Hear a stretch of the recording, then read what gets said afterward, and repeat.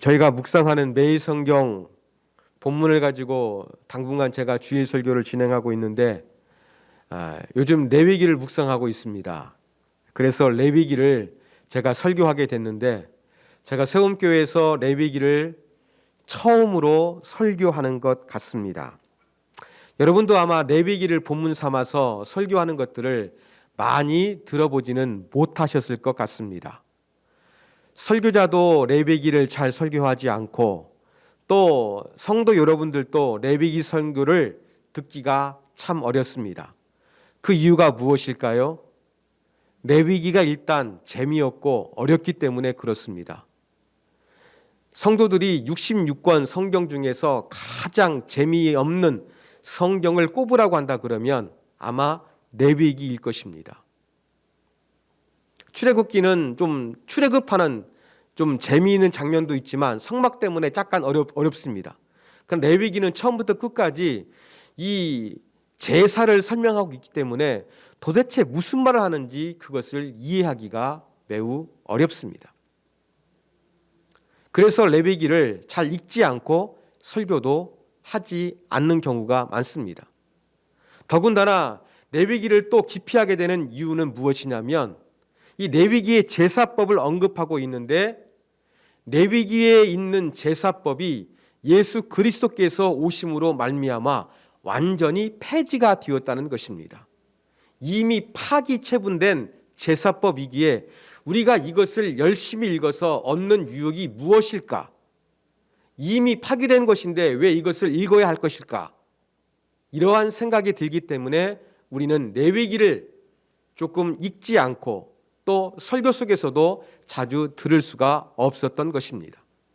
그렇지만 하나님께서 66권 성경 가운데 레위기를 두신 것은 그 안에 영적인 진리가 있고 그것을 통해서 하나님께서 우리에게 무엇인가 말씀하시고자 하는 뜻이 있기 때문에 우리는 그것을 존중하는 마음으로 이 시간에 레위기 말씀을 살펴보기를 원합니다. 자, 오늘 제목이 화목제입니다. 이 화목제를 잘 이해하기 위해서 간략하게 레위기에 기록된 5대 제사를 제가 말씀을 드리도록 하겠습니다. 여러분 화면을 보시면 5대 제사 5가지가 있습니다. 번제가 있는데 여러분 제사 중에서 가장 기본이 되는 제사가 바로 번제입니다. 번제는 제단 둘레에 피를 뿌리고 이 고기는 전부 다 불태워 하나님께 드렸습니다. 인간 먹을 수 있는 것이 전혀 없었습니다. 제사장도 취하지 못하고 번제는 온전히 하나님께 통째로 전부를 하나님께 바치는 것이 번제입니다. 두 번째는 소제입니다. 소제는 곡식 제사입니다. 피가 아닙니다. 그런데 이 소제는 독립적으로 드려진 제사가 아니었어요. 다른 제사를 드리면서 함께 플러스 알파가 되어서 드려진 제사가 소제라고 곡식 제사라고 여러분들이 그렇게 이해하시면 되겠습니다. 화목제는 이것은 죄와 관련이 없는 제사입니다. 이것은 조금 이따가 더 자세하게 설명드리겠습니다. 자, 속죄제. 이것은 바로 죄를 없애기 위해서 드리는 제사입니다. 그리고 속건제가 있는데 속죄제하고 죄를 없이 하는 것과 연관성이 있다는 데서 공통 분모가 있습니다. 그런데 속건제는 조금 다릅니다.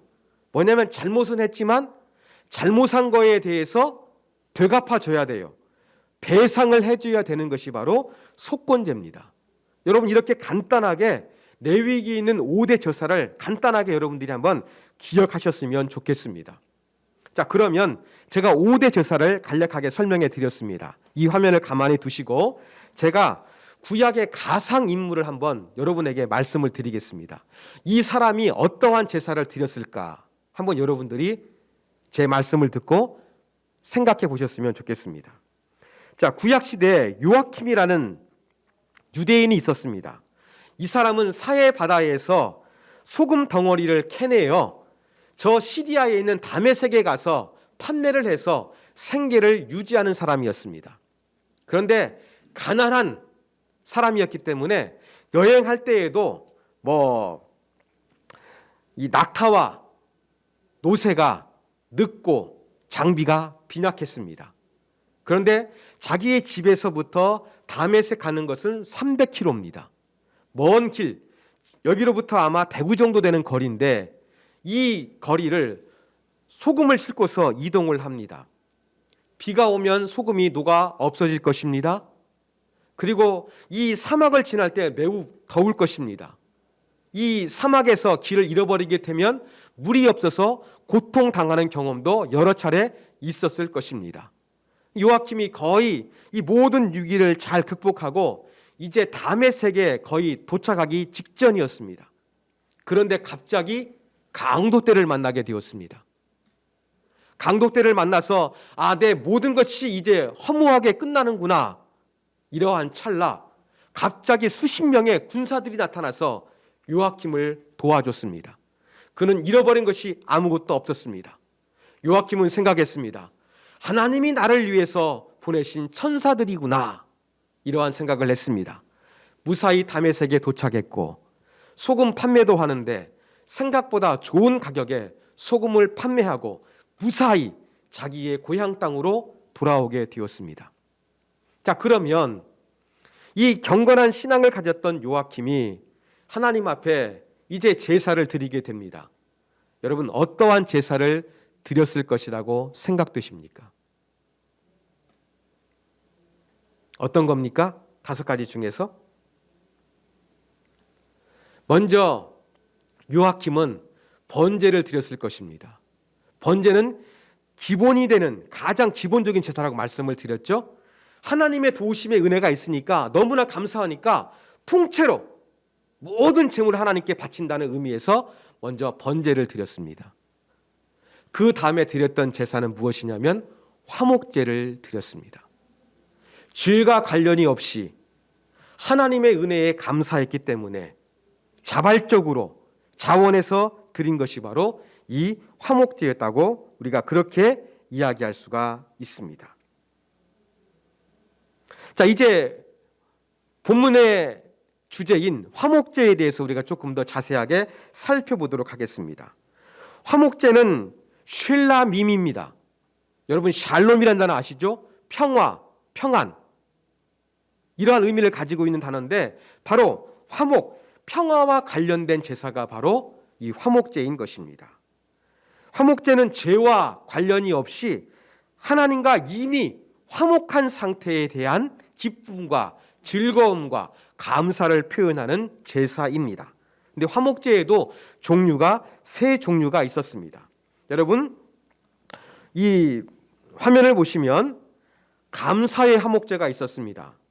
감사의 조건이 있을 때, 시편을 보면 여행에서 무사히 귀환했을 때, 질병에서 회복됐을 때, 바다의 향해를 성공적으로 마쳤을 때, 포로에서 해방되었을 때 하나님께 감사를 드렸습니다. 이 감사 화목제는 고기를 당일 먹을 수 있었습니다. 자, 서원의 화목제, 한나가 아들을 낳기 위해 서원했던 것처럼 이러한 서원이 이루어졌을 때 하나님 앞에 화목제를 드렸습니다. 그리고 또 자원하는 화목제가 있었습니다. 특별한 이유가 없어요. 근데 하나님을 사랑하고 하나님이 너무 좋아요. 그래서 특별한 이유가 없어도 그냥 자발적으로 하나님 앞에 화목제를 드릴 수가 있었습니다. 이렇게 서원과 자원의 화목제는 조금 특이하게 당일이 아니라 그 다음 날까지도 먹을 수가 있었습니다. 자, 다시 이제 구약의 가상인물 요아킴으로 돌아가겠습니다. 자, 요아킴이 소금을 잘 판매하고 돌아와가지고 하나님 앞에 제사를 드렸다 그랬죠. 그러면 기본적인 제사인 번제를 드렸고 그 다음 여행에서 돌아왔기 때문에 감사제를 드렸다고 제가 말씀을 드렸습니다. 그러면 이 화목제 중에서 어떠한 화목제를 드렸겠습니까? 이미 답을 알고 계시죠? 예, 감사의 화목제를 드렸을 것입니다.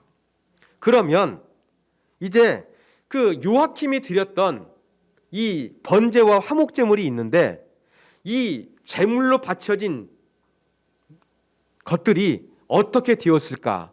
그것을 한번 생각해 보겠습니다. 자, 번제는 제가 말씀드린 대로 인간이 취할 수 있는 것이 아무것도 없었습니다. 전적으로 하나님 앞에 바친다는 의미에서 전부를 불태워서 드렸습니다. 요아킴이 번제를 드렸기 때문에 남는 것은 아무것도 없었습니다. 심지어 제사장도 제사를 드리기 위해서 수고했지만 그가 얻을 수 있는 것은 아무것도 없었습니다. 그러면 화목제물을 드렸습니다. 화목제물을 드렸으면 그 제물은 일부 가질 수가 있었습니다.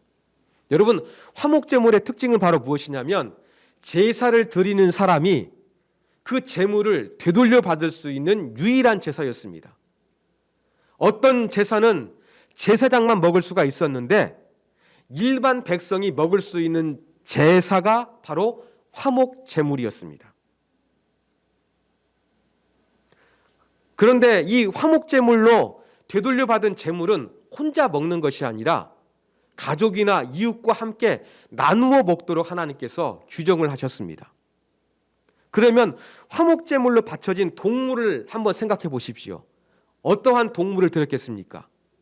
여러분, 제물로 바칠 때에는 주로 소, 송아지, 양, 염소, 비둘기 이런 것들을 드립니다. 그런데 화목제물로 드릴 때에는 비둘기는 드릴 수가 없었습니다. 왜 그럴까요? 화목제의 특징은 제물을 제사 드리는 사람이 되돌려 받아 사람들과 나누어 먹는 것이라고 말씀을 드렸습니다. 그런데 비둘기는 치킨 한 마리보다도 못하지 않습니까? 그러니까 함께 나누어 먹을 수 있는 것이 안 되는 거예요. 그래서 화목제물로 비둘기는 드릴 수가 없었습니다. 대신에 사람들과 나누어 먹어야 되니까 암수 구별이 없었고 약간의 흠이 있는 것이라 할지라도 화목제물로 하나님께 드릴 수는 있었습니다. 자, 요아킴은 감사의 화목제를 하나님께 드렸습니다. 이 화목제를 드릴 때 이 소, 양, 염소 이것을 잡았을 것입니다. 근데 이것만이 아니라 무엇도 했느냐? 소제도 함께 드렸습니다. 제가 아까 말씀드렸죠? 소제는 독립적으로 드려지는 제사가 아니라 다른 제사와 함께 플러스 알파로 가미가 되었습니다. 그 화목제를 드리면서 소제, 곡식으로 된 것을 하나님께 바쳤는데 오늘 본문에 보니까 무교병과 유교병을 이야기하고 있습니다. 빵이나 과자일 것입니다. 여러분, 무교병은 바로 무엇이냐면 누룩을 넣지 않는 것을 이야기합니다. 원래 하나님 앞에 제사 드릴 때에는 누룩을 넣을 수 없었습니다. 여러분, 빵을 만들 때 누룩을 넣으면 변형이 일어납니다.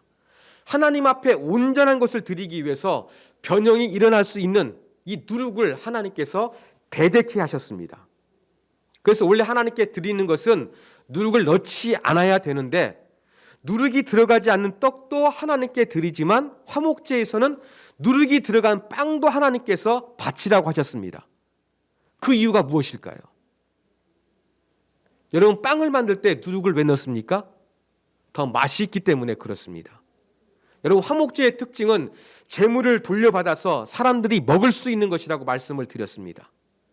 하나님께서 이 소제 가운데 누룩을 넣게 하신 이유는 무엇이냐면 다시 드린 제물을 되돌려받아 이것을 나누어 먹을 때 맛있게 먹고 사람들이 함께 기뻐하고 즐거워할 수 있도록 하시기 위해서 하나님께서 누룩이 들어가는 것을 허락하여 주셨다는 것입니다. 그만큼 하나님은 이 제사를 통해서 인간이 함께 먹고 마시는 기쁨을 배려하신 흔적을 이 화목제 소제를 통해서 우리는 확인해 볼 수가 있습니다. 자, 이제 소제도 드렸습니다. 이제 제물을 바칩니다. 고기를 드리겠지요. 비둘기가 아니라 소나 양이나 염소를 바쳤을 것입니다. 하나님께 뭘 드렸느냐? 내장과 기름은 하나님께 바쳤습니다. 그리고 가슴 부위하고 오른쪽 뒷다리, 이것은 이 제사를 집례하는 제사장의 몫으로 그분에게 드렸습니다. 나머지 고기 부위는 전부 다 제사 드리는 사람이 이것을 가지고 가서 먹을 수가 있었습니다. 어떻게 먹어야 됐을까요? 아까 살펴본 대로 이 세 종류의 화목제를 통해 가지고 어떤 것은 제사 드린 당일날 먹어야 했고 어떤 것은 제사 드린 다음 날까지 먹을 수가 있었습니다. 이 두 가지의 차이가 무엇일까? 그냥 감사제보다는 서원하고 자발적으로 뭔가 기쁨이 있을 때 드렸을 때에는 제물의 양이 더 컸을 것이라고 추정을 합니다. 양이 많으니까 남은 것이 더 많이 남을 수 있으니까 다음 날까지 먹도록 하나님께서 그렇게 규정을 하신 것 같습니다. 자, 그런데 여러분, 옛날에는 고기를 먹는 것이 흔치 않았습니다. 고기가 아주 귀했습니다. 이렇게 하나님께 감사 화목제를 드리면서 이 고기를 얻게 되었으니까 이것을 우리 식구들만, 나만 먹으면 얼마나 좋지 않겠습니까?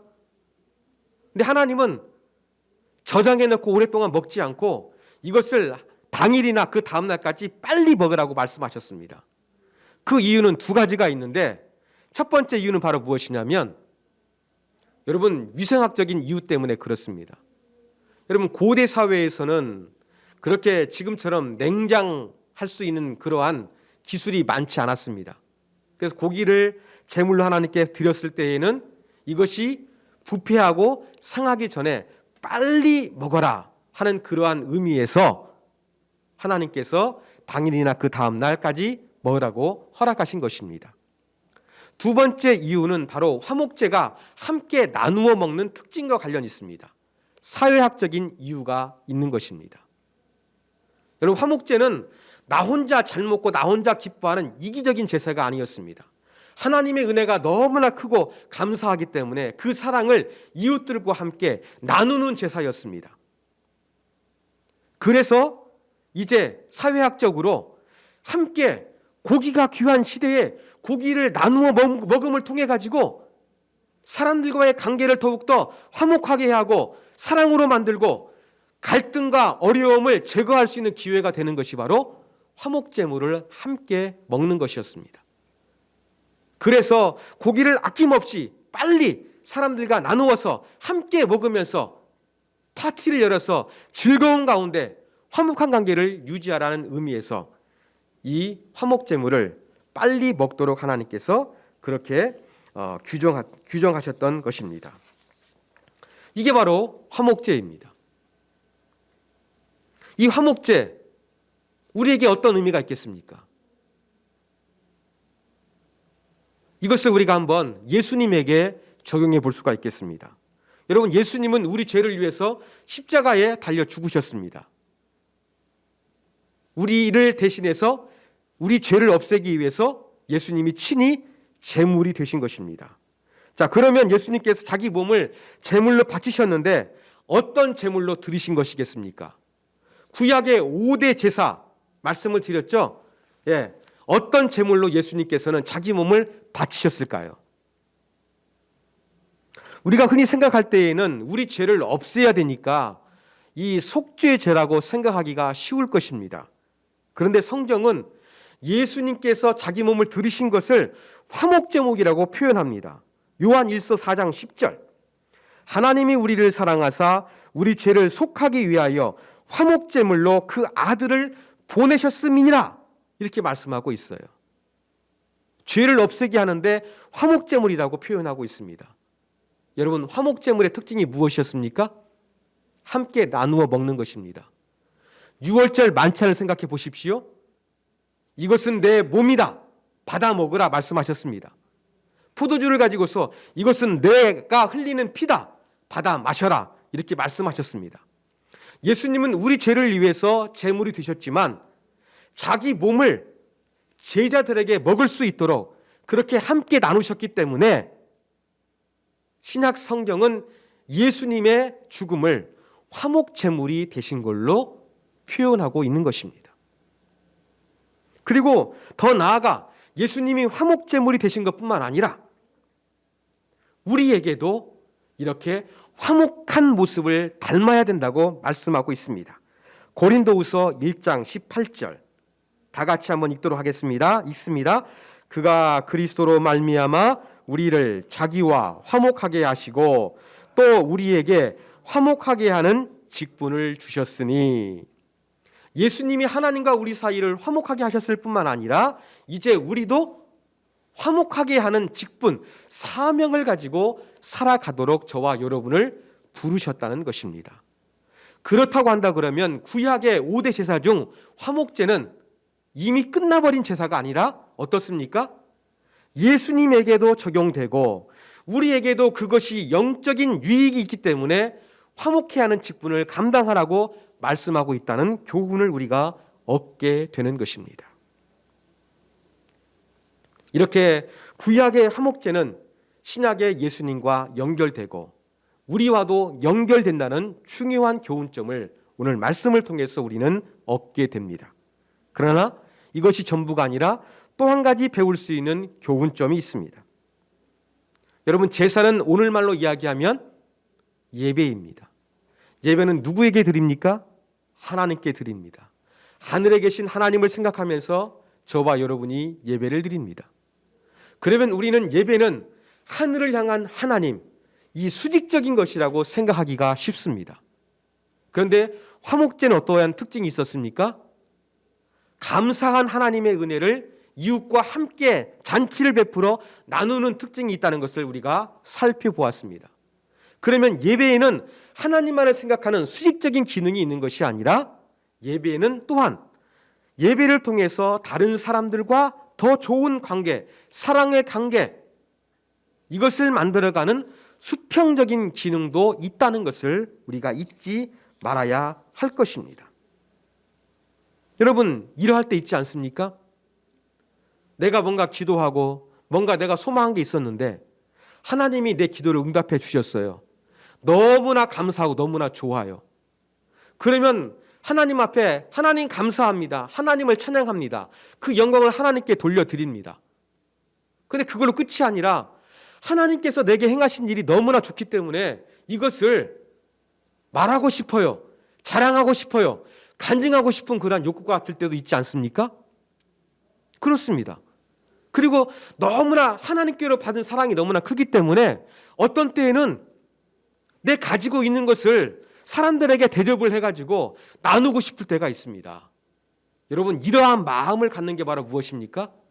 우리가 이 시대에 화목 제물을 하나님께 드리는 것과 똑같은 것입니다. 예배를 통해서 하나님이 주신 은혜와 사랑, 감사의 거리가 너무나 풍성하고 많아요. 그래서 그것을 하나님만이 아니라 다른 사람들에게도 간증하고 흘려보내고 음식을 나누고 선물하는 것, 이게 바로 무엇이냐? 예배의 수평적인 기능, 바로 우리가 화목해 하는 직분을 감당하는 것을 우리가 하게 된다는 의미를 가지고 있습니다. 지난주 제가 예배를 드릴 수가 없어가지고 혼자 온라인 예배를 드렸습니다. 제가 감리교회에 존경하는 목사님이 있는데 사랑의 교회도 온라인 예배 잠깐 드려보고 오늘의 교회 잠깐 드려봤는데 11시 메인에는 제가 그 감리교회 온라인 예배를 드리기로 했습니다. 드리는데 또 저는 장로교 목사지 않습니까? 조금 다른 특징이 있어가지고 신선한 느낌도 받았습니다. 근데 그 예배를 드리며 제가 받은 인상은 바로 무엇이냐면 그 예배 곳곳에서 러시아가 침공한 우크라이나 사태를 언급하고 있고요. 그다음에 강원도 산불 나지 않았습니까? 그 산불에 대한 언급이 자주 있었습니다. 축도할 때에도 목사님께서 축도할 때 그러한 부분들을 언급하는 부분이 있었습니다. 저는 지금까지 축도를 어떻게 이해했느냐? 축도는 예배를 드리려 오신 성도들을 위해서 축복하면서 파송하는 개념으로 저는 그렇게 축도를 이해했습니다. 그래서 여러분, 제가 예배 마지막에 축도하는 것을 기억해 보시면 이렇게 성부, 성자, 성령의 하나님의 은혜가 예배를 드리고 있고 옆에서 예배하고 있는 우리 다음 세대 위에 함께 있을지어다. 제가 이렇게 축도하면서 예배를 마쳤습니다. 그런데 이 감리교 예배를 드리면서 이렇게 꼭 예배 드리는 사람만이 아니라 세상을 위해서도 이렇게 축도도 하고 또 이런 부분이 예배 가운데 많아졌으면 좋겠구나 하는 생각을 했습니다. 그런데 그러한 생각을 했지만 이것을 쉽게 실천하기는 주저가 됐습니다. 그런데 제가 화목제에 대한 설교를 하면서 생각이 더 확고히 바뀌게 되었습니다. 여러분, 화목제의 특징이 바로 무엇이었습니까? 하나님께만 감사한 것이 아니라 하나님의 은혜를 세상 가운데 흘러가게 하고 세상 사람들과 함께 나누는 것이라고 말씀을 드렸습니다. 예배에 이런 요소가 있다고 한다 그러면 이기적으로 예배 드린 사람만 잘 되기를 위해서 축도하고 또 하나님 앞에 기도할 것이 아니라 우리 예배를 통해서 이 우리의 축복받은 그 마음을 통해서 저 전쟁 때문에 고통당하는 우크라이나 사람들에게도 산불 피해를 입고 있는 주민들에게도 뭔가 하나님의 은혜가 흘러갈 수 있도록 우리가 기도하고 예배하고 또 그들도 축복하는 것이 이 화목제의 정신을 이 시대 가운데 회복하는 것이 아닐까 하는 제가 그러한 생각을 하게 된 것입니다. 사랑하는 여러분, 그렇습니다.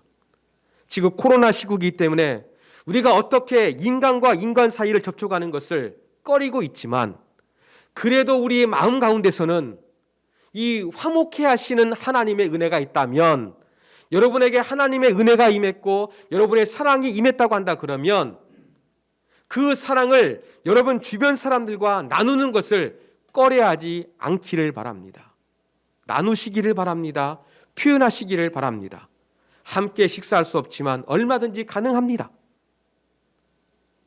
함께 얼굴을 보기 힘든 교회 지체들을 향해서 또 만나지 못했던 친구들을 향해서 또 직장 동료를 향해서 또 코로나 때문에 격리된 사람들을 위해서 위로의 메시지를 보내주는 것, 이것이 바로 우리가 화목제를 지키는 것이 아니겠습니까?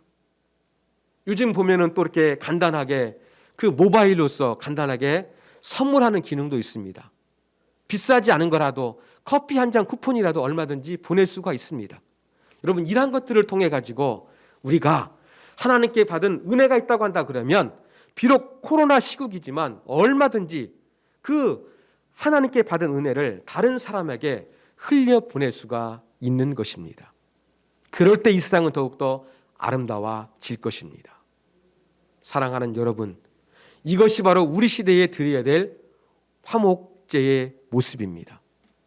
예수님이 화목제물이 되시고 우리에게 화목케 하는 직분을 주셨던 것처럼 저와 여러분도 하나님의 은혜가 감사하고 내 안에 넘치기 때문에 그것을 나 혼자만 누리는 이기적인 신앙으로 그치지 않고 주변 사람들에게 나누어 주고 세상 가운데 흘려보낼 수 있는 화목하게 하는 직분자로서 세상을 아름답고 멋지게 살아갈 수 있는 저와 여러분이 되기를 주님의 이름으로 부탁드립니다.